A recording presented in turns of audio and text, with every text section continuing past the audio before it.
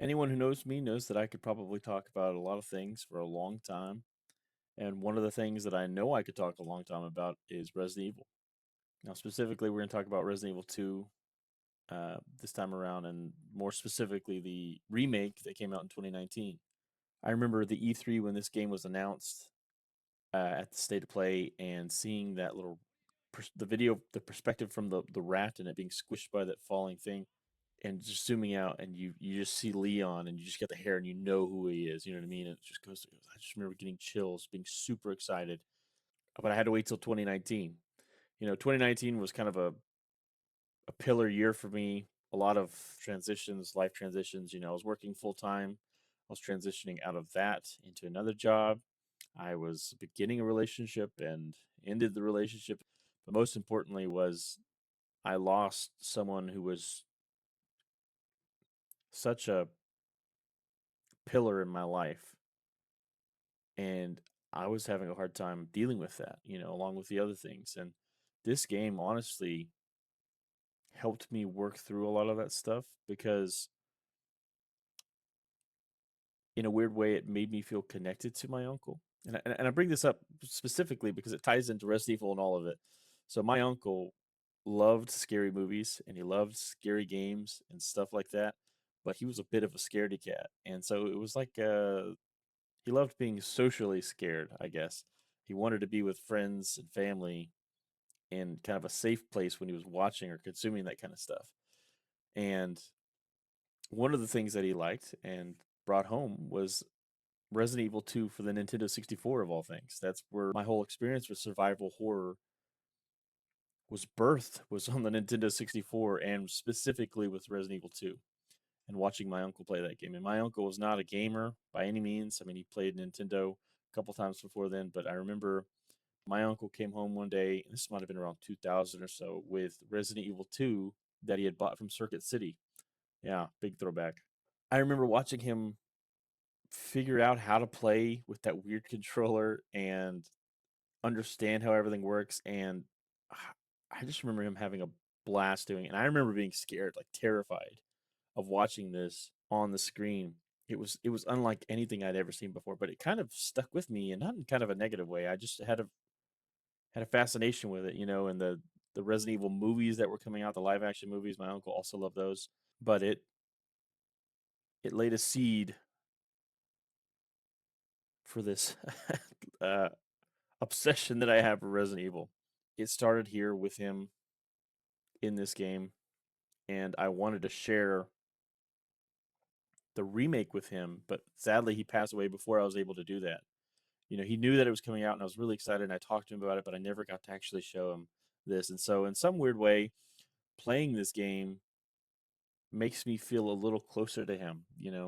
I feel like he would have really loved this game, and it's not just that I'm remembering or being nostalgic about playing it with him, but I also made new memories when this game came out.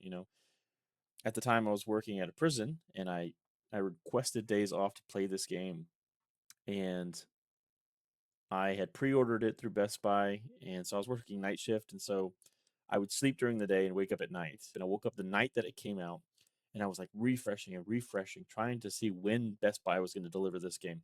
And it got to the point I could not wait. I was too excited. So I got dressed and I went into town, and there's a little red box in front of the Dollar General there, and I rented the game, drove back home, and then found the other copy had been delivered to me.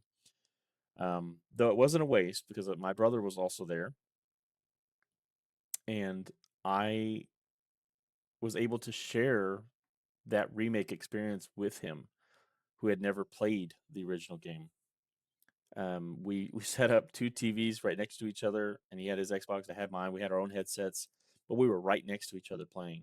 We were playing the same campaign, so we wouldn't spoil anything to each other. But he was a little bit behind me. We played it all night, and then when we finished it, we just immediately jumped into the second character's campaign. Just immediately, we kind of talked about it a little bit, but we just went right into it. It's such a good memory of us playing that together and just like reacting to the things together. It was something I'll always remember. The atmosphere of the game, anticipation, nostalgia, terror, action, excitement melded this experience for me. And honestly, the game was just good. It played well. It was fun to play. There's a lot for you to do.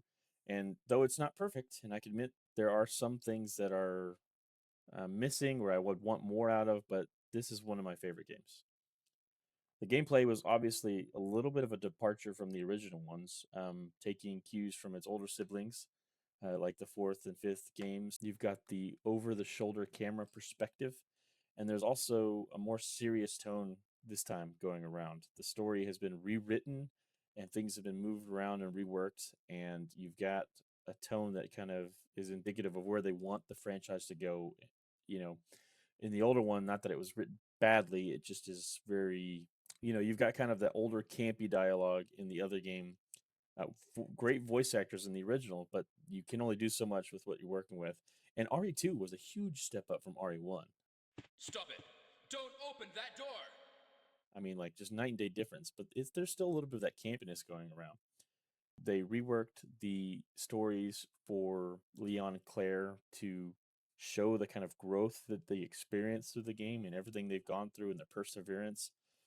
It's just a great way to experience these characters and their stories.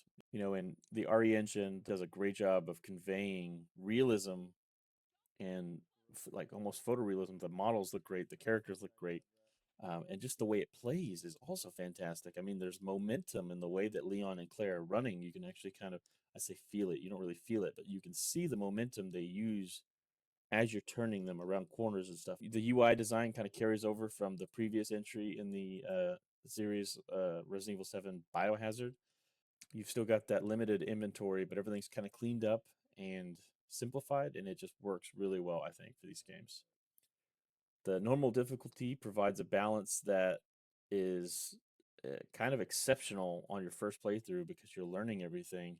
You've got enough ammunition to take down the enemies, but the enemies are also a little unpredictable. You are kind of forced to learn how to use this, and on top of that, you've also are navigating this in the RPD.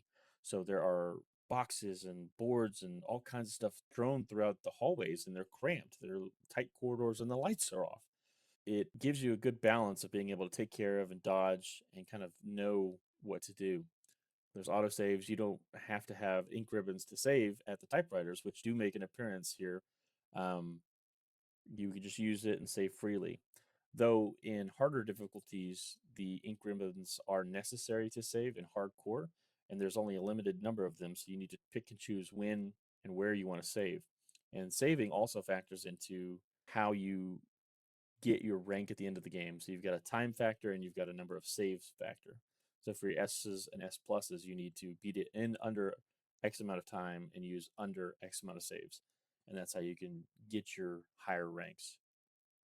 Hardcore, it is almost necessary to use the ink ribbons because the enemies are tankier and they take a lot more shots. I mean, it's like anywhere from like 7 to 9 different shots to go down, and you might not even kill them.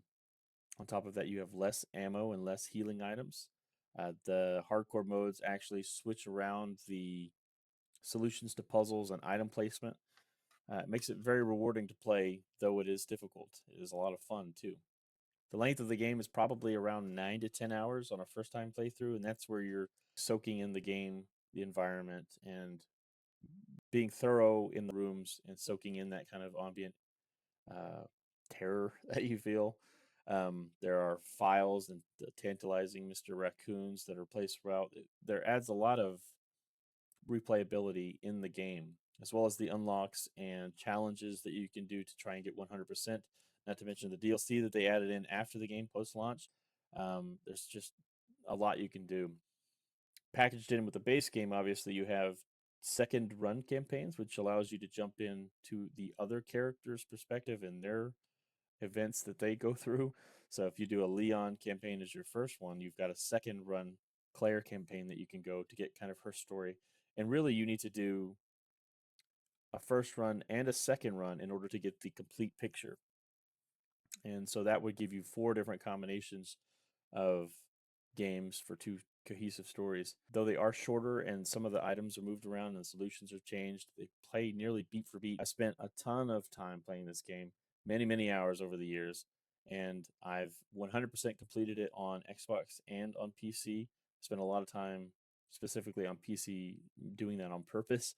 Um, it just is one of the games that I can just turn on and just play and play and play, and I just really don't get tired of it. So even though I'm being pretty positive about the game, I don't love every single thing about the game. Obviously, I do have some criticisms, and one of the biggest ones that I think a lot of people would bring up when you ask about the remake is the zapping system that they had in the original game. And basically, what that entails is, let's say you open a locker and there's a hip pouch and a Mac 10 or an Uzi. If Leon decides to get the hip pouch, the the submachine gun would be left for Claire in her campaign, or vice versa. Maybe you don't need it now, but maybe Claire needs it in that second run. What they've done is essentially try to merge that or merge those stories into one. And so it's not so much of an A and B campaign now. It's just kind of one story told together. I just think they wanted it to be more cohesive and clear and kind of unify the story, but I think it just kind of muddles it up a little more than it did before. Like both campaigns are canon and both are true despite fighting the same bosses in the same locations in the same way and they die at the same time. But you know, you don't see the other character in your scenario. So like you don't see Claire as you're playing Leon fighting the same thing. I think maybe that could have been handled a little bit differently. It's always been kind of understood in the original game. Canon event would probably have been Claire A scenario than Leon B's scenario, but I'm not so sure that that's kind of how they have it around this time. In the Dark Side Chronicles, they actually had a way of explaining that away in that Leon and Claire went through the entire game's events together. That game is an on rail shooter, so you have player one and player two explain that they were both there for every fight and every encounter. So they had Leon and Ada, and they also both were with Sherry. I also found that the score for the game was a little disappointing. Not the quality of it, I guess maybe just the amount of it, because there are some songs or score soundtracks in that game that are exceptional. The one thing that comes to mind is the Mr. X fighter against the Super Tyrant as Leon in his campaign. That score while you're fighting is incredible. I can't picture seeing a tyrant without that playing. You know what I mean? Um, but I just can't help but feel like it's missing in this one, and I'm sure that's intentional. But like, I will never forget opening up the RPD main hall and seeing it pan, just giving you like the scope of what you're walking into, and then you have this crazy haunting score that's playing like the main RPD theme. Like it just gives me goosebumps thinking about it, chills. It's eerie and haunting, but it fits the environment, and it just kind of adds to that. And there's not really much of that going on here. I mean, you open the doors for the first time, and there's nothing really playing. It's kind of quiet, you know. Now the atmosphere, I think that they nailed. It's pretty incredible, even despite not having music for most of the actual gameplay, because there's music definitely in the cutscenes. But not having that or the lack of having music actually kind of adds to the dread and terror. You're walking down this dark corridor or hall in the RPD, and you can hear shuffling and grunting. You've got flickering lights and dripping water and like buzzing from electrics. You just feel tense as you're walking through. Like anything could be around the corner, and you just kind of you feel that dread and terror as you're exploring. All of this environmental storytelling also. So you've got stuff strewn everywhere. You have bodies everywhere. You've got claw marks on the ground. You've got barricaded walls, doors, and windows, pools of blood.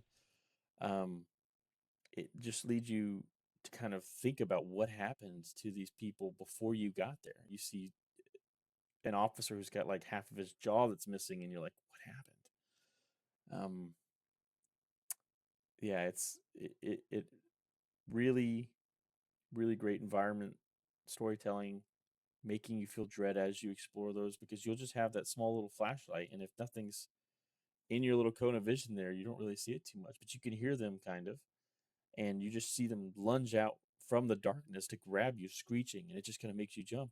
In this game they did a great job. There's several times that I actually like physically jumped or like kind of did this because it got me, because you would down an enemy in one hallway, and then somewhere else in the hallway, the next time you come through, that enemy's up again. You could tell that the team had a lot of admiration and respect and care for remaking this game. And how they handled the development of these characters. Voice actors are exceptional. The OG games, voice actors are always going to have a soft spot in my heart, but the new voice actors do an exceptional job as well. The characters themselves have been fleshed out. Marvin Brenna had a great characterization, kind of meant more for Leon, and losing him through Leon's campaign kind of sticks with him for the rest of these games, and you'll see that as well. Leon wants to be able to save these people, but he's ultimately sometimes just not able to, and that kind of sticks with him, and you can see that. Ada is fleshed out great. Claire's characterization is great. There's a moment in the game where Annette is like, "I've got this," and then Claire's like, "No, I've got this," and she literally just jumps down to post up to a G3 Birkin. That's badass. A really good representation here. I think overall the game is great for old timers, veterans like myself, and newcomers alike, sort of like my brother. I think if this is the game that gets them interested in Resident Evil, I think this is a great start. I more the merrier when it comes to Resident Evil fans. I think there are some that are super stuck in their ways and they only want take controls and fixed cameras and pre-rendered backgrounds. As much as I admire those things, they all that also kind of has a space in and of itself in these games. I think both things can be great, and I don't think it's one or the other. I think it's just everything. So if you've liked this kind of video, let me know. Maybe I'll do more. I think I want to do one after each of these Resident Evil games that I do, just trying to kind of flesh out my personal experience and history with the game, kind of a retrospective in that way. If you made it to the end of this video, appreciate you. Let me know what you thought. I'm glad you enjoyed. Bless you and yours.